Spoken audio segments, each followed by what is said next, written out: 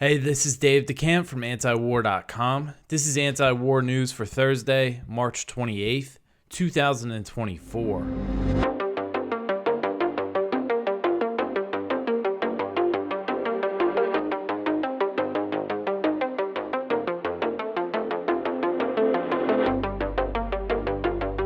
All right, the first story at the top of antiwar.com today. Most Americans oppose Israel's military actions. So a new Gallup poll has found that the majority of Americans disapprove of Israel's military actions in Gaza, which have killed over 32,000 Palestinians, including over 13,000 children. And it has put the entire population of the Gaza Strip on the brink of famine. So asked if they approve or disapprove of Israel's military actions, 55% of respondents said they disapproved, while only 36% said that they approved of the onslaught. So this is an increase from the last time Gallup asked this question in a poll. In November 2023, they released a poll that found more people approved of Israel's military campaign. It found that 50% of Americans approved of Israel's military campaign, while 45% disapproved. So as this thing goes on, which isn't a surprise, more and more people are souring on it, especially as they see all the horrific images and videos coming out of Gaza. I know this was probably conducted before that video came out last week, but that video of that drone strike of those 4 unarmed men and the 2 that were killed while they were trying to get away, limping away, I think that really opened a lot of eyes and has woken a lot of people up. But again, that was probably after this poll was conducted. So favorability for Israel is strongest among Republicans, with 64% approving Israel's assault on Gaza in the latest poll. So 64% of Republicans, that's how it's broken down. From the latest poll, 64% of Republicans approve what Israel's doing, 29% of independents do, and only 18% of Democrats say that they approved Israel's campaign.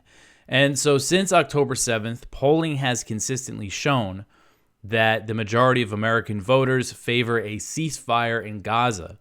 The latest poll released by Data for Progress that asked about this found that 67% of Americans favored the U.S. pushing for a permanent ceasefire in Gaza.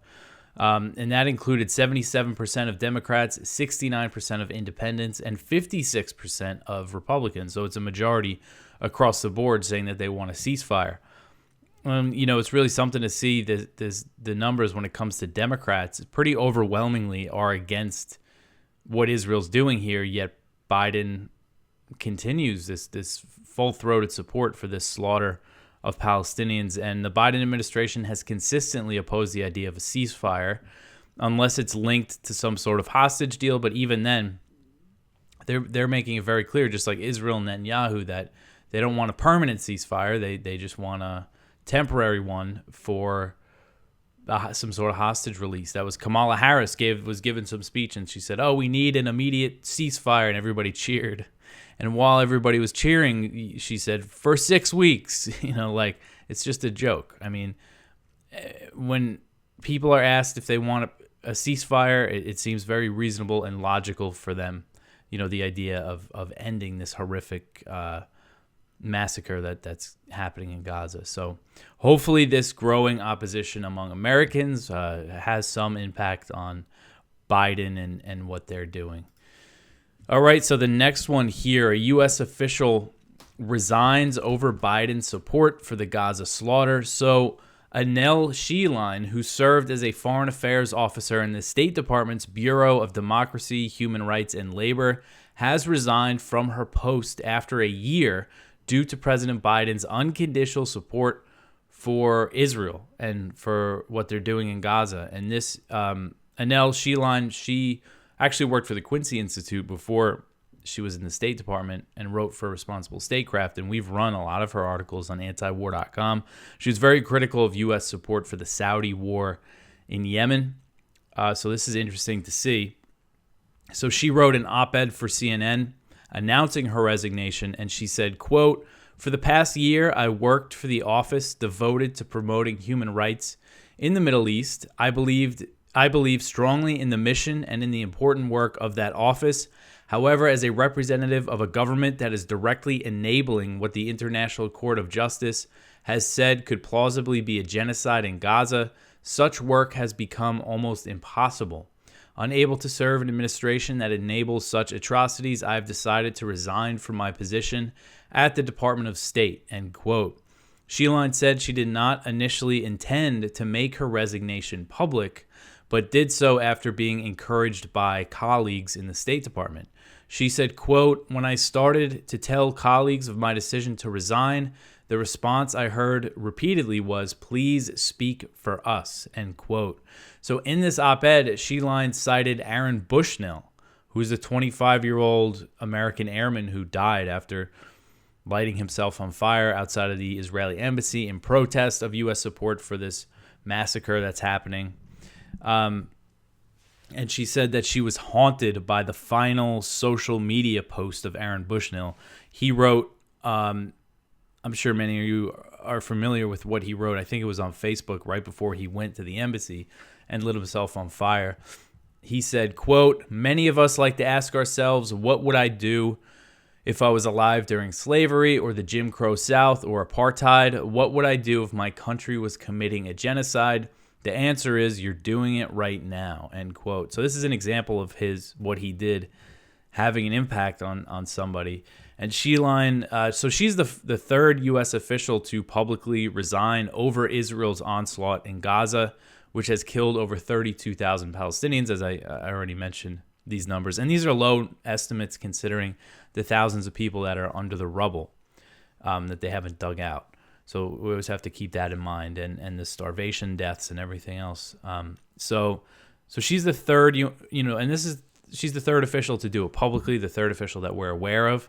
Josh Paul, who worked in the State Department's Bureau of Political Military Affairs, he quit back in October, and he criticized the U.S.'s blind support for Israel.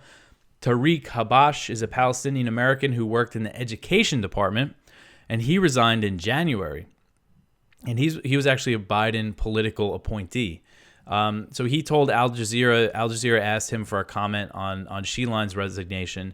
And he said, quote, "It wasn't surprising that she felt like the only way that she can make an impact is by leaving, because in almost 6 months, we've seen no substantive change in policy, and our influence at the international stage seems to be disintegrating by the day," end quote. Sheline said that she and other federal employees had tried to influence policy both internally and publicly, but that it failed. She said, quote, "My colleagues and I watched in horror as the administration delivered thousands of precision-guided munitions, bombs, small arms, and other lethal aid to Israel and authorized thousands more, even bypassing Congress to do so," end quote. So then I just mentioned at the end of the article here that before she was at the State Department, she was working for Quincy. And I wonder, she didn't mention anything about Yemen, but, you look at the state of things in Yemen, and she was very opposed to the U.S. supporting the Saudi war, the brutal, horrific Saudi war against the Houthis in Yemen, killed hundreds of thousands of people, starved to death hundreds of thousands of children. And now the state of things, there's been the Saudi Houthi ceasefire, but now the U.S. is bombing Yemen, and in a bombing campaign that's not supported by the Saudis. They don't want anything to do with it, and new U.S. sanctions are now blocking a peace deal in Yemen. So I'm sure she's not happy about that as well. All right, so the next one here, the U.S. smears the author of an Israel genocide report as anti-Semitic. So the State Department on Wednesday suggested the author of a UN human rights report that says there are reasonable grounds to believe Israel is committing genocide is anti-Semitic as a way to dismiss the allegations. So the author of this report, Francesca Albanese, she's a UN Special Rapporteur to the occupied Palestinian territories. She presented this report to the UN Human Rights Council on Tuesday. She said, quote, "Israel has committed 3 acts of genocide with the intent causing serious bodily or mental harm to members of the group. deliberately inflicting on the group conditions of life calculated to bring about its physical destruction in whole or in part, and imposing measures intended to prevent birth within the group, end quote. And they definitely have done that, considering all the assaults on hospitals. And if you remember, they actually left babies to die at one, I forget what hospital that was at, but just horrific NICU babies that were left to die, and they were found decomposing, in the incubator. So State Department spokesman Matt Miller was asked about this report, and it's a very thorough report. I just mentioned a quote from her that kind of summarizes it, but you could go check it out. Makes the case pretty strongly. And State Department spokesman Matt Miller, he was asked about the report, and he said that the U.S. is opposed to the mandate of this UN Special Rapporteur. I guess they don't think that they should have, which a UN Special Rapporteur, if I'm pronouncing that word Rapporteur right, it's basically an independent expert. And the UN has people that in different areas. There's one on like the effect of sanctions that I've read and cited their work before. There was one on torture. Nils Melzer, he's not in that position anymore, but he's the one who wrote the book about how Assange is being tortured. And so anyway, and then Miller says that Albanese has a history of anti-Semitic comments. He said that Albanese had made comments that appeared to justify the attacks of October 7th. I found that she angered some Israeli officials a few months ago. She wrote on X that the victims of the October 7th attack were not killed because of their Judaism, but in response to Israel's oppression. She was saying this in response to French President Emmanuel Macron saying that it was the biggest anti-Semitic attack this century, and she said no, it was because of the occupation. It was essentially what she said. So of course the Israelis didn't want to hear that. Miller, he did not address the substance of Albanese's detailed report and repeated the U.S. position that it denies Israel's committing genocide. She said, quote, he said, this is Miller, he said, quote, with respect to the report itself, we have made clear that we believe that allegations of genocide are unfounded, end quote. So, of course, this comes a few months after the ICJ ruled that it's plausible Israel's committing genocide. The U.S. has also rejected that ruling. And if the court does find that Israel's committing genocide, or whenever they make that ruling, it could take a few years. Of course, that implicates the U.S. for all the military support. That implicates Matt Miller, John Kirby, all these government spokesmen that come out and twist and skew everything and cover for the Israeli genocide of the Palestinians in Gaza and justify it and make excuses for it that they've been doing this whole time. If you watch these press conferences with Miller, it's crazy. He doesn't seem to have any sort of, I don't know how he sleeps at night. Some of the things that he says, the things that he justifies and dismisses.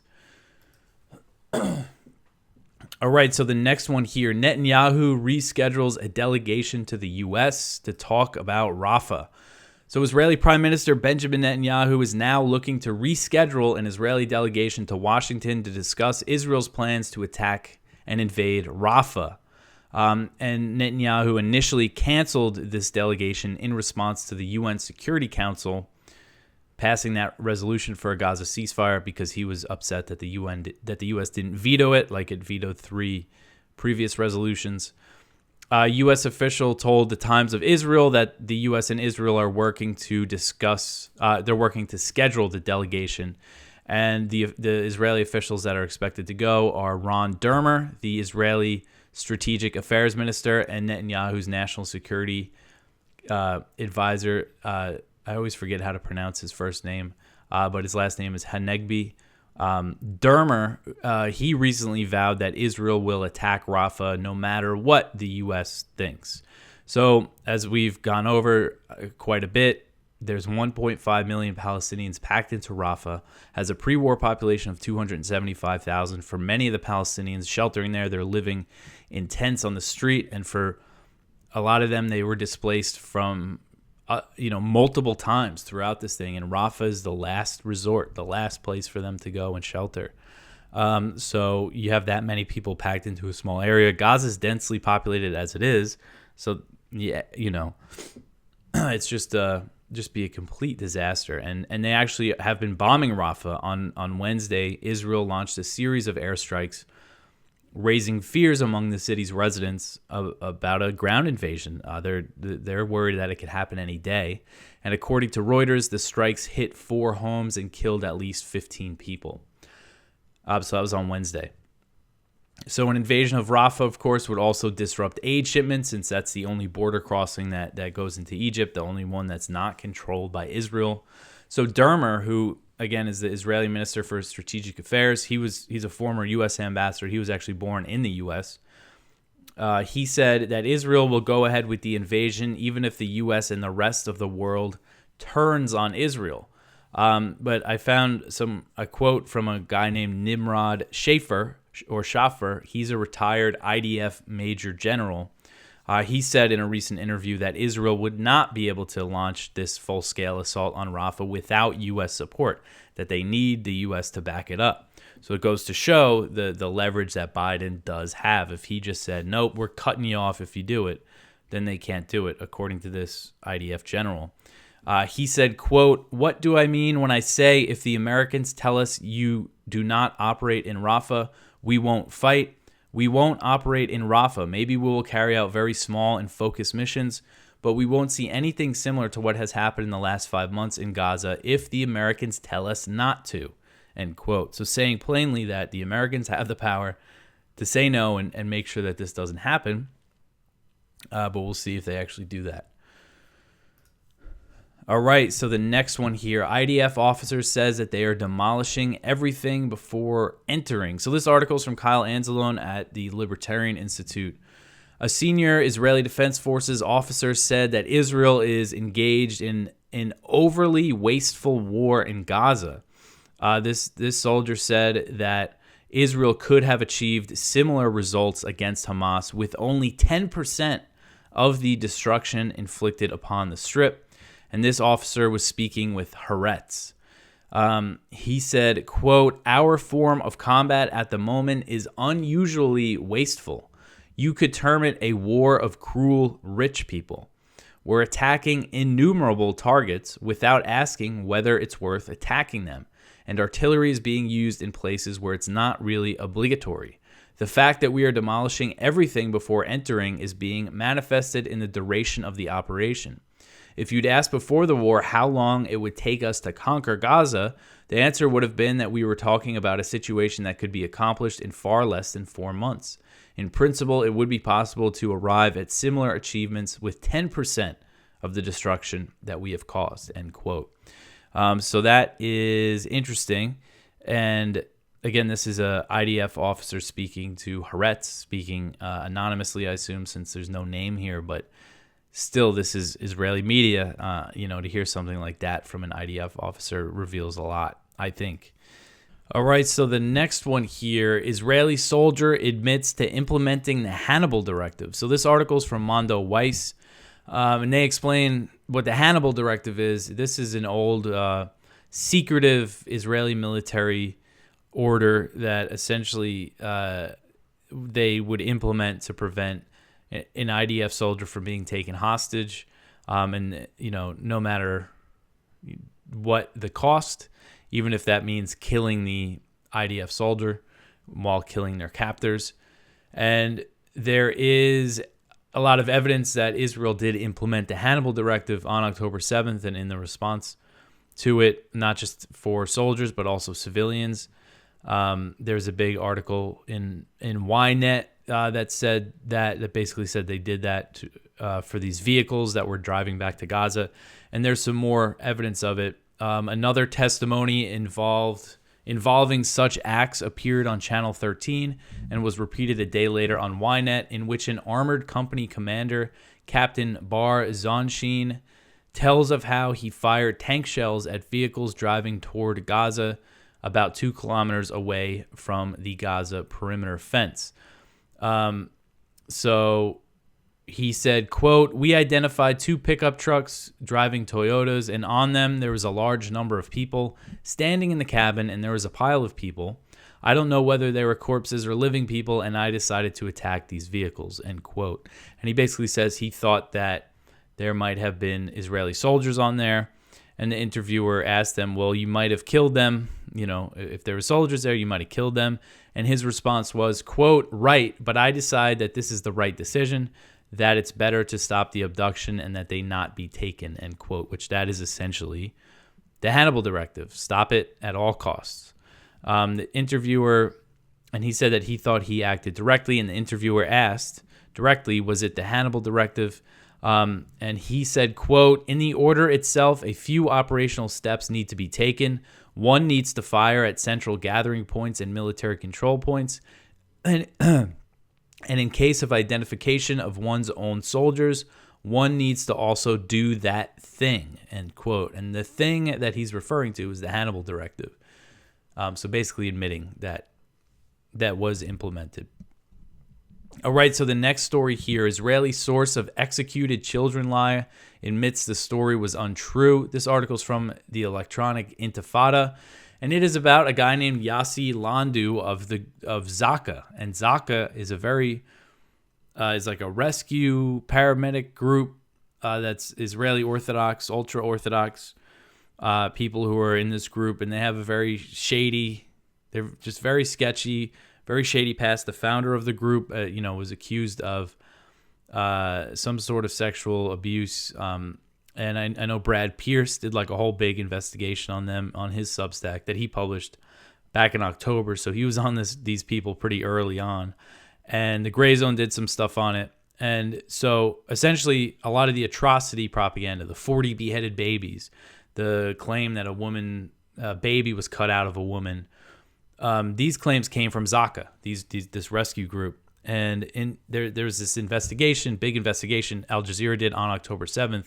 And this guy, Yossi Landu of Zaka, basically admitted that he lied. He didn't tell the truth about one specific story. He's saying that these burned bodies, he said, I didn't know what the ages were. I wasn't actually sure how old they were when he initially said that they were children. And this, if you look at the Al Jazeera report, they have a clip from it. It goes to show how, the beheaded babies lie, that got all the way up to President Biden. He repeated that to justify supporting Israel. Blinken, an Al Jazeera thing, it shows Blinken repeating some of the Zaka lies that there's no evidence for. And it goes to show that this atrocity propaganda, the purpose of it is to justify atrocities Israel was committing in Gaza. This is something that you still see, even though much of this has been debunked. You'll see pro-Israel people on Twitter or something. You'll get in an argument with them, and they'll say, "Oh yeah, well they beheaded all these babies," and like they repeat things that didn't happen. Of course, horrific things happened on October 7th, but not to this extent, not nearly to the extent that they claim. All right, so the next one here. So Israel launched some pretty heavy airstrikes in Lebanon on Wednesday. The first round that was reported targeted some sort of medical center, and they killed 7 paramedics. Of course, Israel's claiming that they killed terrorists, but all the local reports, and Jason Ditz wrote this up for us, and he's citing AP here that says 7 paramedics were killed by the Israeli strikes. And then later in the day, there was more Israeli airstrikes and 9 more people were killed. The identities of the people were not clear. Hezbollah said that 2 of its paramedics were killed. So 2 more paramedics were killed. So what's 7 plus 9? So the total casualties, the total dead in one day in Lebanon is 16, which is pretty high. We've been following this. These are daily strikes now, but 16 people being killed shows that Israel is escalating these strikes. So just always the risk here of this thing escalating into a full-blown war here. And so lots of, and these are mostly civilian deaths, considering that it's mostly paramedics who were killed. All right, so the next one here, the UK says that it could not fight Russia for more than 2 months.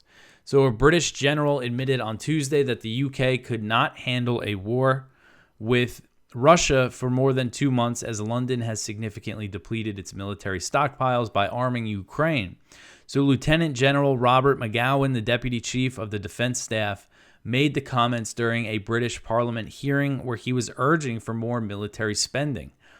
MP Marc Francois, a member of the Conservative Party, asked McGowan if it was true that the UK, quote, could not fight Putin for more than a couple months in a full-on shooting war because we don't have the ammunition and the reserves of equipment to do it, end quote.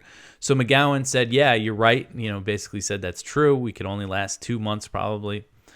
But not to worry, British Defense Minister Grant Shapps, he was at the hearing and he downplayed this lack of British military readiness, saying that any war with Russia will be fought alongside NATO allies. And he referred to Article 5 of the alliance's treaty that outlines mutual defense commitments. So he said, quote, for people watching and hearing that the UK isn't ready for war exclusively with Russia, it's important to understand that because we are in NATO and Article 5 exists, we would never be in that situation. So don't worry. We'll have the U.S. come fight with us. They'll take care of it. So these comments came after a report from the House of Commons Defense Committee found that the British military was increasingly overstretched and was not ready for a war with Russia. Back in December, the Times of London reported that the UK had nothing left in its military stockpiles after sending so many weapons to Ukraine. So despite all of this, the sorry state of the UK's military, the UK has been one of the most belligerent NATO countries, of this proxy war, and one of the most involved when it comes to troops being on the ground. There was that recent recording of German military officers that was published by Russian media that revealed British soldiers are on the ground in Ukraine helping them use the Storm Shadow missiles. So very belligerent, very bellicose. The British have been, and British officials have said all sorts of crazy stuff. And it goes to show, when we talk about NATO and these entangling alliances, these countries, these smaller countries that don't have big militaries, they wouldn't be this belligerent if they didn't have this war guarantee from the U.S. That goes for the Philippines. I'm always talking about that. And when discussing this, I think a lot about Lithuania. Earlier in the war, Lithuania tried to blockade Kaliningrad, which is that Russian oblast that's separate from Russia. It's in between Lithuania and Poland on the Baltic Sea, but it's it's like Alaska is to the U.S. It's Russian territory, and Lithuania tried to cut off all the rail transport that was going there, and they never would have done that. Never would have done that if they weren't in NATO. And NATO, I think Germany and the U.S. pressured them and said, no, you're not going to do that. And so they gave up on it. But Lithuania, this small little country with a military of 20,000 people, would never challenge Russia like that if they didn't have this war guarantee. But that's it. I left up the one yesterday about the Pentagon possibly using that occupied Yemeni island to fight the Houthis. So I think that's kind of a big deal if it's true. So go check out our viewpoints. One from Representative John J. Duncan Jr. Gaza war is pushing support for Israel to historic lows. One from Ted Snyder, is America a rogue superpower? One from Nick Turse, squeezed by African coups. Biden cozies up to the world's worst dictator, and he's talking about the leader of Equatorial Guinea, who's been in power since the 70s, but the U.S. needs a place to stay in Africa, so they'll cozy up to whoever. One from Giorgio Caffiero, here's why Biden's floating pier plan is at best a stunt. And our spotlight is from Simon Speakerman Cordell. The West is giving Israel weapons while discussing delivering aid to Gaza. We have lots of other stuff on the page. You can see our picture story is really horrific. It's a 6-year-old Palestinian boy who's starving in Gaza, and it's about more of the starvation, just really horrific stuff. Go check out our blog. We have the shows that we repost, the Ron Paul Liberty Report, Kyle Anzalone Show, Conflicts of Interest, lots of other information there. But you could always support us by sharing the show. Tell your friends about antiwar.com. Follow us on Instagram, X. Follow me on X. I'll be back tomorrow with some more news for you. Thanks for listening.